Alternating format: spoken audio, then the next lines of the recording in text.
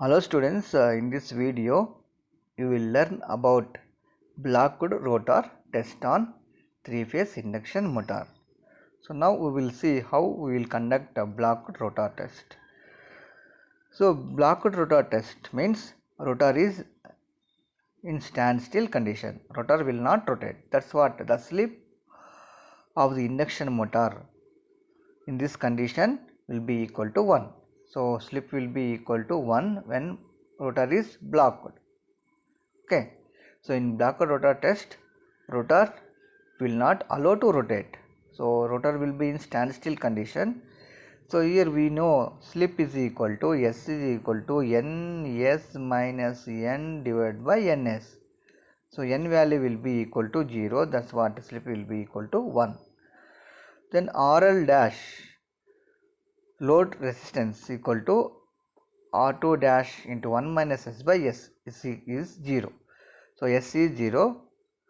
So 1 by 0. So this will be equal to 0. Right. So if the motor slip is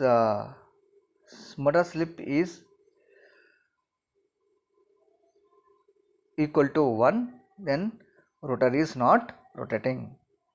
If the motor is slip ring induction motor, so if you consider slip ring induction motor, windings are short circuited at the slip rings. Windings are short circuited at the slip rings. Slip ring induction motor will have external resistance. So in this condition, when we are conducting blocked rotor test, the slip ring induction motor, the slip rings will be short circuited. So slip rings windings will be short circuited, then external resistance is eliminated. So the situation is exactly similar to short circuit test on transformer. In short circuit test on transformer, so we will make secondary winding of transformer is short circuited. In similar way, when we are doing block rotor test on slip ring induction motor, so rotor conductors we will short circuit. If under short circuit condition, the primary excited with rated voltage, a large short circuit current can flows which dangerous from the windings point of view. So due to short circuited, that means 100% load is applied on the motor, then very large amount of short circuit current will flows. So very large amount of short circuit current will flows, then the windings will get damaged due to heavy current flows.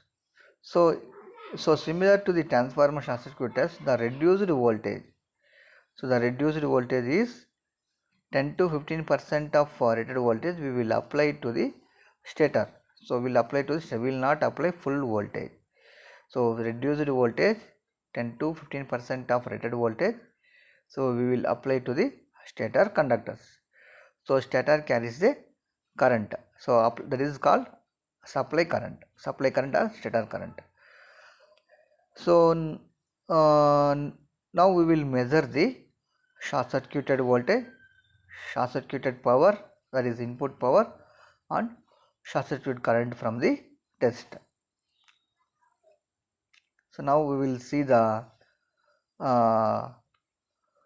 how we are going to calculate the short circuit power factor. So as RL dash is equal to 0, so load resistance is equal to 0. Since slip is 1, so slip is equal to 1 means the denominator part will be equal to 0 in this formula. So R dash into 1 minus S by S. So S is equal to 1, then so RL dash load resistance equal to 0. So load resistance equal to 0 means load resistance is short circuited. The equivalent circuit is exactly similar to transformer, and hence calculation of similar to that of short circuit test on a transformer. So VSC short circuit reduced voltage, ISC short circuit current line value, and WSC short circuit input power, and WSC is equal to root 3 VSC ISC cos pi SC. These are the line values. and pi cos pi sc is equal to WSC by root 3 VSC ISC. So this gives the power factor of the induction motor.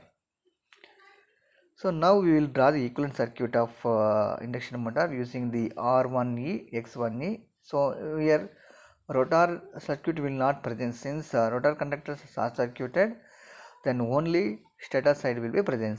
VSC we are applying to the stator terminals. R1E, X1E is a rotor side resistance and reactance, and short circuit current will flows in the stator windings. So now WSC is equal to 3 into ISC square into R1E. Short circuited losses, and R1E you will find out WSC by 3 into ISC square. Okay, R1E you can find out, from that X1E you can find out. So equivalent reactance refer to stator. R1E, X1E and R1E is the equivalent resistance and equivalent reactance to the stator reference. Now motor is at standstill, so mechanical losses, friction and windage losses are absent. So motor is rotated, then only mechanical losses will produce. So that mechanical losses are absent when motor is under standstill position. WSC is equal to stator copper losses plus rotor copper losses. But it is necessary to obtain short circuit current. Short circuit current is ISN. So when normal voltage is applied to the motor, this is not practical. It is not practically possible. But the reduced voltage test results can be used to find the ISN. So full voltage we cannot apply when rotor is blocked. So when if you apply heavy current will flow, rotor winding will get damaged. That's what. So it is not practically possible. That's what we are doing to find the short circuit current ISN. We will apply the reduced voltage to the stator windings. So reduced voltage we will apply stator winding under block rotor test. So we will measure the normal rated voltage.